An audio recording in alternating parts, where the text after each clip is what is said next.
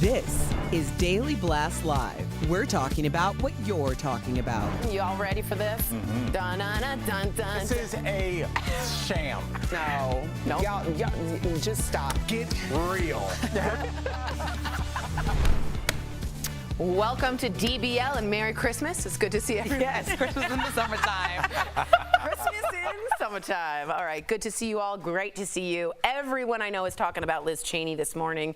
She lost. Not everyone I know. They had breakfast conversations. Like kids. my mom called me this morning. I'm like, I know. She lost last night in the Wyoming Republican primary to her challenger, Harriet Hageman. Liz only got 29% of the vote, while Harriet got 66%. But Liz's political career might not be over. Take a look at what she said this morning on the Today Show. I believe that Donald Trump continues to pose a very grave threat and risk to our republic. And I think that defeating him is going to require a broad and united front of Republicans, Democrats, and independents. And that's what I intend to be part of. Are you thinking about running for president? I'm not going to make any announcements here this morning, but it is something that I'm thinking about, and I'll make a decision in the coming months. That means she's running. Right. Just so you know. Even acknowledging thinking about it. She's running. Liz is running. So obviously Liz has been very vocal in her opposition to former President Trump. And now it seems Republican voters in Wyoming had decided that's not what they want. Which brings up an interesting question. Can Republicans who oppose Trump still win with voters? DBL Nation, we got to get a temperature check on this one. What do you think? Go to dblvote.com to weigh in. I do want to ask you, Lindsay, also, Hageman isn't just an opponent. She believes the election was rigged still.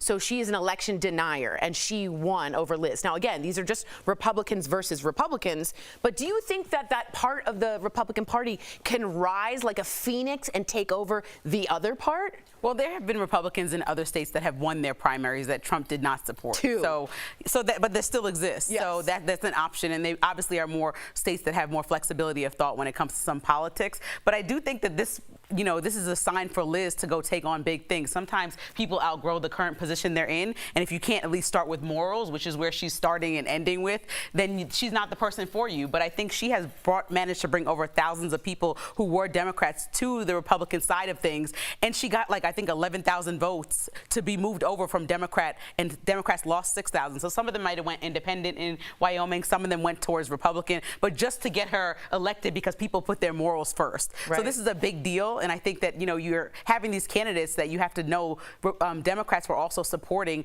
funneling money into trying to get the crazier candidate at the top of the poll so that they can go against the Democrat and that they can probably lose because nobody wants the crazy person in office. Well, a couple people do, obviously, in Wyoming. We're hoping that there is obviously people like this are getting out of office, and then you have an option on the table that's not Trump running for the Republican side of the presidential election in 2024. And that's what I think Liz is setting herself up to do, because she said yesterday in what I thought was her first campaign speech when she released that video, listen, the real work starts now. So what does that work mean? Besides January 6th committee that's going to go probably the rest of this year, it means running for president. Do you think that Trump people, how the Republican Party's cut in half? What's your take on it first, since it's Christmas? Yes, she should definitely be the yin to my yang. Yes. Here's my take. I have never thought I would say this in my life, but I really love Liz Cheney.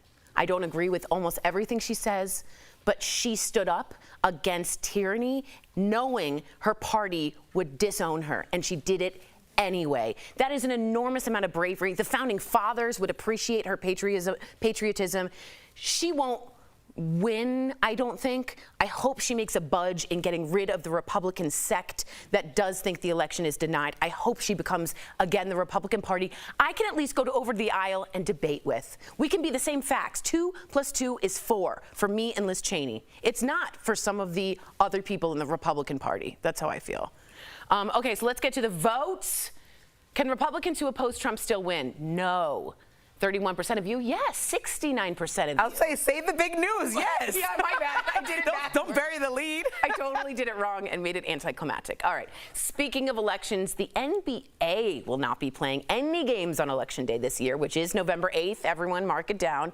This is to encourage more people to go vote in the midterms. It's not the first time the league has gotten vocal about elections. If you remember, in 2020, some players wore shirts encouraging people to go vote. So what do you think of this move? Should Election Day Day be a holiday so people have the opportunity to go to the polls and not miss a day of work. Jeffrey. Listen, I appreciate what the NBA is doing here, right? They're trying to get people to vote and be more responsible and things like that. It's not the NBA's job to do that. Right. Right? I get what they stand for.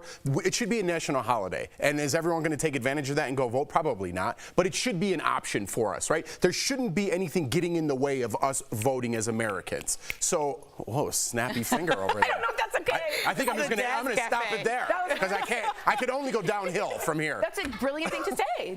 I don't understand. Why don't we? Well, I used to get lectured by my mom if I was like taking too long to go vote when I first was able to. If I was like watching a show, I'll do it afterwards or doing anything. Going out to eat, it was like, no, go vote first. So this is taking everything out of the way, another barrier. You know, the NBA is not just a small little thing. Lots of people will be watching it. It's an hour and a half game. You're not like, man, I really need to vote, but the Bulls are on.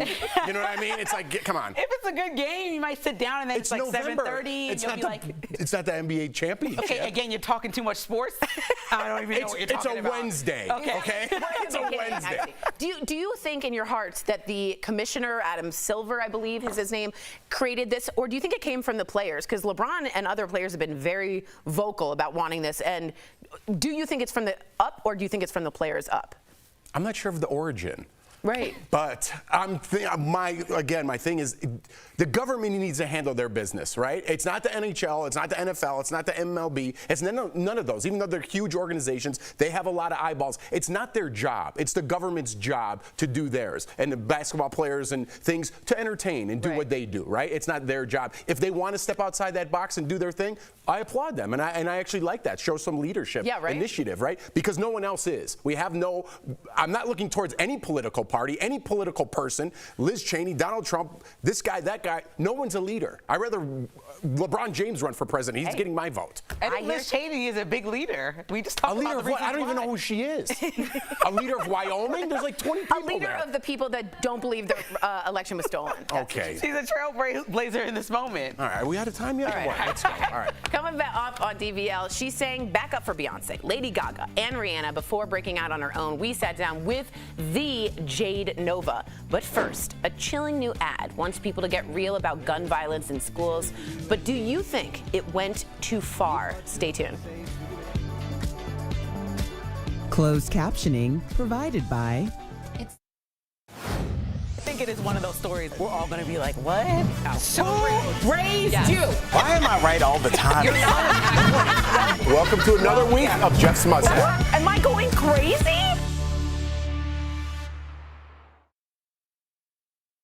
Jeff is telling y'all he doesn't know who Liz Cheney is. He does. I got to get something. Okay, we have a question for you about this one. Are we ready? This is Destiny. She's been a long time love and hair designer here on the show. She needs a song to walk down the aisle. Coming up Friday. It's called a processional. I was in bridal. This is last minute. It was stressing me Yes, now out. they changed the song. What did you walk down the aisle to? Fields of Gold by Eva Cassidy, and it was I don't beautiful. even want to talk about it. But I want to tell you. I walked down get a to good Here, There, suggestion, and though. Everywhere by the Beatles. See, okay, now let me ask you something. We need something country. She wants a little country twang, and something with some. Hold on. And something with a voice that's a little bit like Chris. Something that gives us goosebumps. Yeah, because our first dance is Joy of Your Life by Chris Stapleton, and it's got that kind of voice. So we also need a song to come back after she says I do that needs to be upbeat for her to walk out of. Yes. So those are the two songs we're looking for. We're really looking to Mine crowdsource was God this. Only Knows from the Beach Boys. That's the best one. You should do that. I gotta listen to God it. only knows what I'd be without you. It was good. It was a hit. That's great. That's a good one. Wait, What that's about to leave? Stevie Wonder? Okay, Stevie Wonder. We're Stevie writing these Wonder, down. Yeah, we need some Ribbon in the Sky. Ribbon in the Sky. Hold on. Here we go. Procession. The Explain processional is for all walking helping down. together. We're crowdsourcing So this for stressful. Dest. I think she should do Songbird Yeah, I don't know by what a Fleetwood procession Mac is. or Eva Cassidy. Songbird, keep singing that tune. Oh. Okay, Florida. Someone wrote Florida Georgia line, Oh, I love Florida Georgia but Line. you're not in Florida, nor are you in Georgia. That Yeah, seems but to me. Florida is- Georgia Line was actually the first country concert I ever went to. I do So love. that is nice. I do love them. Destiny, I'm sending you all of these on TikTok.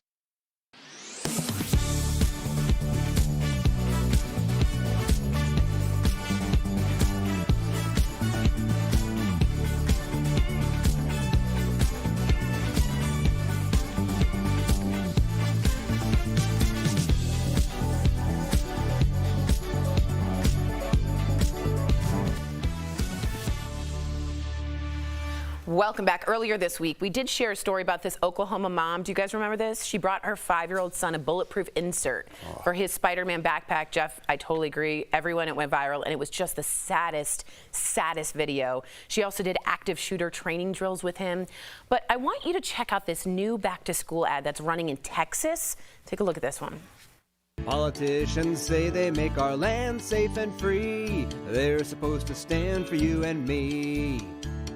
Keep our children safe for you and me. Keep our children safe for you and me.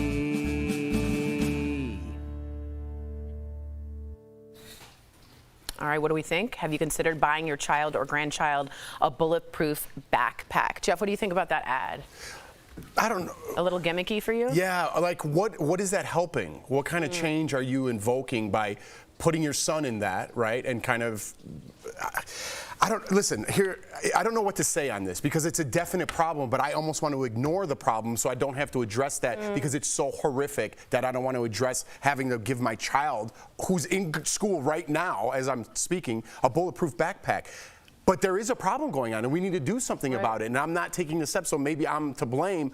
But to almost propagandize your child in that way, how is that helping? How is that photo with your child dressed like that stopping some crazy person who?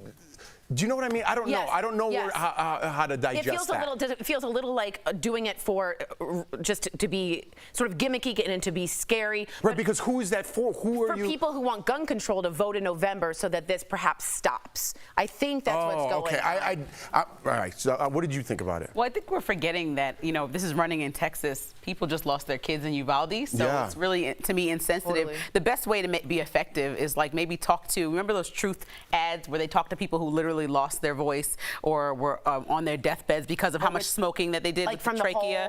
Exactly. That really hit home because it was people who experienced it sharing their story. So maybe the most effective way, since there's been a slew of mass shootings in Texas over the years, is talk to somebody who's directly impacted and maybe think about doing a campaign with them and telling parents why they should get out to vote November 8th and not putting a song behind music and airing it in Texas where people are still trying to mourn the loss of their young kids. See, I totally disagree with both of you, although I respect both of your opinions. It can come across a little like jarring. I think we need jarring. I think we need Texans to be like, what is that? Because we're talking about it, A, because it satirized it in a way, but C, it's happening. So if we don't put it out there, we're putting our heads in the sand because that's what kids are really feeling in some respect. I don't have kids, so I don't have that responsibility. I can't imagine having that responsibility, but to me, I want more of this. But it wasn't jarring to me. To me, it was like a joke. Yeah, and with it was the annoying. music behind it. It took wasn't it like jarring. it's Like the truth ads were jarring, is what I'm saying. It wasn't jarring, and I think that people want elected officials to lead. Is what Jeff is always saying. Like, get in there and figure out some solutions, bipartisan, since there's always going to be, for the most part, as we know it, a Democrat and a Republican somewhere in office all over the country.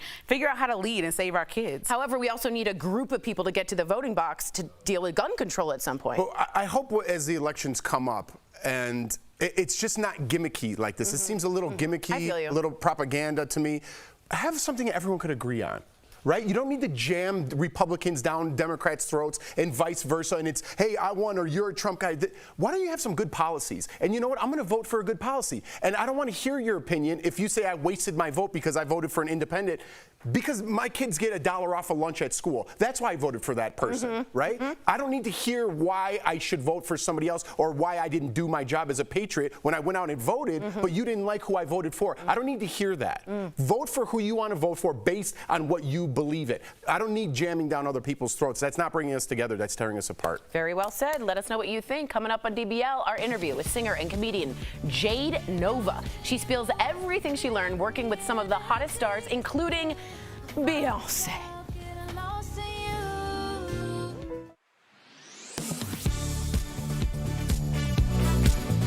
A warning for people who use tampons has gone viral. Because one of the ingredients on the back of her container is titanium dioxide, which, if you don't know, causes cancer. This TikTok video and several others on social media have claimed titanium dioxide, a whitening agent, is harmful for people who use tampons. There's been an uproar lately about tampons. Bobby Parrish, a social media influencer, said titanium dioxide is really bad for reproductive health and claims it can cause excessive bleeding.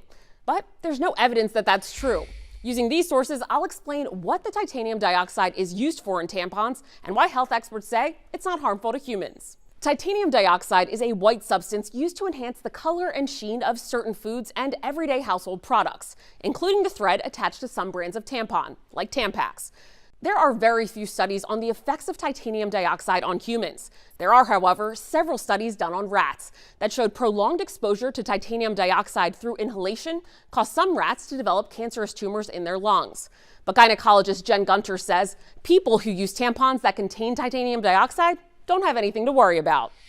She says humans aren't exposed to the titanium dioxide in tampons the same way as the rats studied, adding that titanium dioxide doesn't dissolve in water, meaning that the nanoparticles aren't going to dissolve from the tampon string and then get absorbed by the body.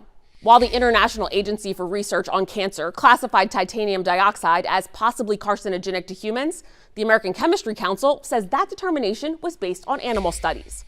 The American College of Obstetricians and Gynecologists told Verify there is no evidence that suggests that any tampons are safer than any other tampons, so we do not recommend any over the others. So we can verify, no, there's no evidence that titanium dioxide in tampons is harmful to humans. With your Verify, I'm Ariane Till.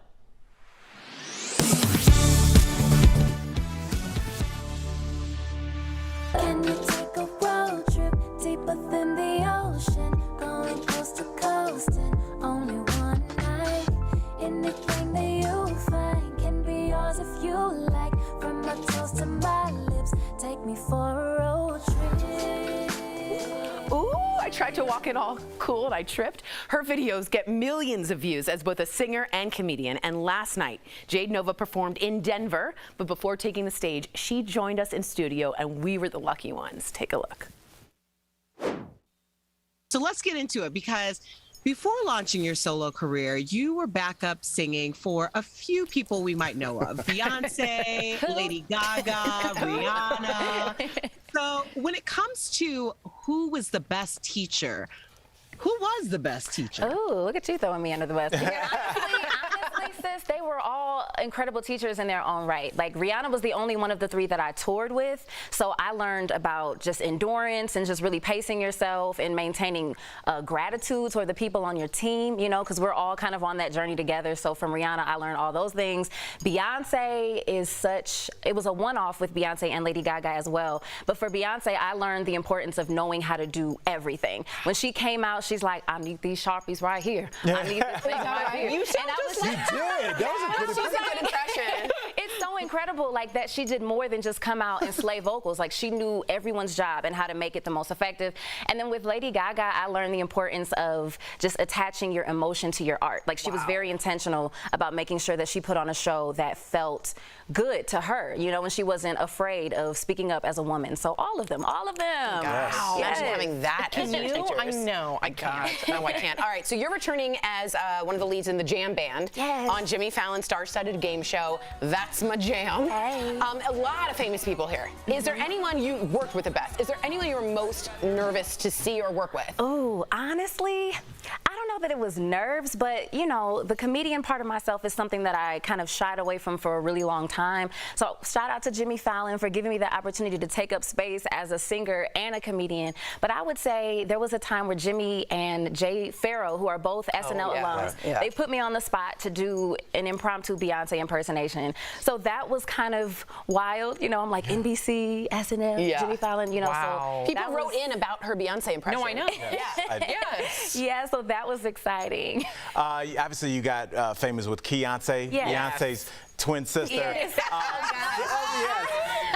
So, can you tell us what Beyonce would think of Beyonce's new album? Oh, I think that Beyonce's new album is so incredible. I just love it so much, and I think that we need to support the Renaissance Project and Jade's Moon and Pisces project.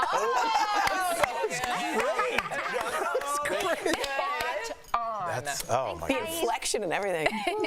Okay, y'all can see, like, why I love, like, I'm mildly obsessed with you. I was like, listen, she is going to be the next big thing. We have to get her on while she's willing to come on DBL. I'll always always be willing to come. This energy is so beautiful. I appreciate y'all. Well, we appreciate you. And as I mentioned, I met you 2 years ago, but we're both creators on Meta's We the Culture program, which of course amplifies Black creators like ourselves. So for people who might not know about it, how is this platform different than others? I really love this platform. This is actually my second year with We the Culture. And for me, it's given me an opportunity to really expand on the things that I haven't been able to create on my own. You know, I have all these ideas, but I only have so much bandwidth and so much money where I can create what I want to. So this program gave me the opportunity to kind of stretch the ideas that I had and think bigger than what I've kind of been boxed into with my own, you know, limitations. So really just giving me that visibility and that ability to create the things that I've always wanted to at a higher level. So I was able to create my one-woman show, Jade of all trades, with the impersonations and the music, like you mentioned. So yes, I'm just grateful, and I hope to do it all the time. What can people expect from your album, from Moon and Pisces, the concert? The show and the album. I mean, honestly, like you mentioned, I love to combine comedy and music, so I'm going to be doing my impersonations on the show. I'm going to be singing my original music, of course, from the project, and it's going to be storytelling. DBL Nation, you gotta visit Jade's website to see if she's coming to your city. Hopefully she is, and get your tickets before they're gone. Follow her on social. Jade, thank you so much for coming in here live today. And here's another one of your songs as we go to break. Thanks, Erica. Bye, Erica. Love you, Cobby. I just wanna get lost in you. Feel the energy is healing. I find myself getting lost in you. No, I ain't thinking about what's so sad. Promotional consideration is brought to you by. When you look at that decline in price from $5.02 down to $3.99, so from the peak down to where it is now, over $1 per gallon in savings. Again, our work isn't done. White House economic advisors are cautiously optimistic about the steady decrease in prices at the pump. In a tweet last week, the White House saying, quote, with over $1 drop in just 58 days, this is the fastest decline in gas prices in over a decade. So let's verify, is the drop in the national average gas price over the last 2.5 months the biggest in 10 years? Our sources, Patrick DeHaan with Gas Buddy and the U.S. Energy Information Administration, or the EIA. Data from the EIA and Gas Buddy shows gas prices have been falling for 9 straight weeks, really since the start of summer. DeHaan says it's important to look at how high prices were back then, $5 a gallon the week of June 11th. Well, in terms of the rate of decline, I mean, obviously that's a feat that's a little bit easier to accomplish when prices had gone up so much, to now see the market unwinding some of those gains. He says over the course of the summer, gas prices fell about 2 to 3 cents each day. That sounds pretty mundane, but that's actually one of the more significant decreases that we've seen, because it's an average of 150,000 stations declining several cents a day. We usually don't see much upside beyond that. The sharpest and most sustained decline in U.S. prices for gas was back in 2008. Prices in midsummer 2008 were $4.10 a gallon. They ended the year under $2 a gallon. So really, nothing is going to compare really to the recession. So we can verify, yes, the drop in the national average gas price over the last 2.5 months is the biggest in 10 years. On August 8th, the FBI searched former President Donald Trump's Mar-a-Lago estate. The Washington Post reported agents were searching for classified documents related to nuclear weapons, among other things. In response, Trump issued a now deleted statement that former President Barack Obama kept 33 million pages of documents, much of them classified. So, let's verify. Did former President Barack Obama keep 33 million pages of his administration's records? Our sources are the National Archives and Records Administration and the Presidential Records Act. For nearly 2 centuries, presidential records were considered the president's private property. This changed in the wake of the Watergate scandal, and in 1978, the Presidential Records Act was passed, requiring presidents to turn over nearly all of their paper records to the National Archives when they leave office. In most cases, presidents will then work with the National Archives to display some of their records in a presidential library, but the records remain the property of the archives. The National Archives responded to Trump's claims about Obama, saying that they are in possession of all 30 million pages of records that Obama turned over. So, no, former President Barack Obama did not keep 33 million pages of his administration's records. The Obama Foundation is working to digitize items and make them available online, although the foundation says the process was delayed during the pandemic. With or Verify, I'm Brandon Lewis.